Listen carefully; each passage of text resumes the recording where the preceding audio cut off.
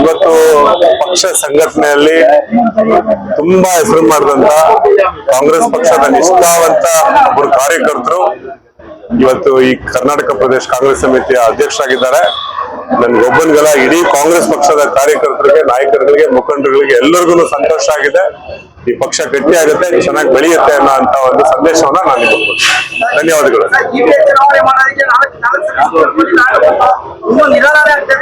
ಇಲ್ಲ, ಜಿಬಿಎ ಚುನಾವಣೆ ಅಂತಂದ್ರೆ ಮೊದಲು 198 ವಾರ್ಡ್ಗಳಿತ್ತು, ಅದು ಇವತ್ತು 369 ಆಗಿದೆ. 360 ಆದಂತ ಸಂದರ್ಭದಲ್ಲಿ ವಾರ್ಡ್ ವಿಂಗಡಣೆಗಳು ಅದೆಲ್ಲನೂ ಪರ್ಫೆಕ್ಟ್ ಆಗಿ ಆಗಬೇಕಾಗತ್ತೆ.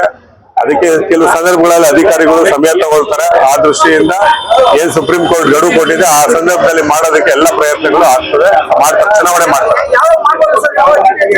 ಅದೇ ಇವಾಗ ಯಾವಾಗ ಕ್ಲಿಯರೆನ್ಸ್, ಎಲೆಕ್ಷನ್ ಕಮಿಷನ್ ಯಾವಾಗ ಕ್ಲಿಯರೆನ್ಸ್ ಕೊಡ್ತಾರೆ ಅವಾಗ ಮಾಡ್ತಾರೆ. ಸೊ ಎಲ್ಲ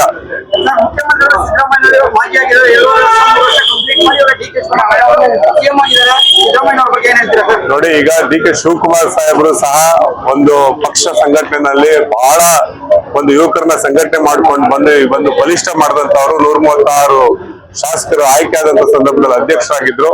ಸೊ ಅವರು ಮುಖ್ಯಮಂತ್ರಿಗಳಾಗಿದ್ದಾರೆ. ಇವತ್ತು ಕೂಡ ಸಿದ್ದರಾಮಯ್ಯ ಸಾಹೇಬರ ಮಾರ್ಗದರ್ಶನದಲ್ಲಿ ಆ ಮುಖ್ಯಮಂತ್ರಿಗಳು ನಡೀತಾ ಇದ್ದಾರೆ. ಅದು ನಮ್ಗೆ ಬಹಳ ಸಂತೋಷ ಆಗಿದೆ. ಅವರ ನಾಯಕತ್ವ, ಅವರ ಒಂದು ಇದೇ ಇರುತ್ತೆ. ಸಿದ್ದರಾಮಯ್ಯನವ್ರದ್ದು ಒಳ್ಳೇದಾಗುತ್ತೆ ಸರ್. ಹರಿಪ್ರಸಾದ್ ಸಾಹೇಬ್ರಿಗೆ ಒಳ್ಳೇದಾಗ್ಲಿ. 28ರಲ್ಲಿ ಅವರ ಒಂದು ನೇತೃತ್ವದಲ್ಲಿ, ಅವರ ಅಧ್ಯಕ್ಷತೆಯಲ್ಲಿ ಕಾಂಗ್ರೆಸ್ ಪಕ್ಷ ಮತ್ತೆ ಅಧಿಕಾರಕ್ಕೆ ಬರ್ಲಿ ಅಂತ ನಾನು ದೇವರಲ್ಲಿ ಪ್ರಾರ್ಥನೆ ಮಾಡ್ತೀನಿ ಸರ್. Thank you.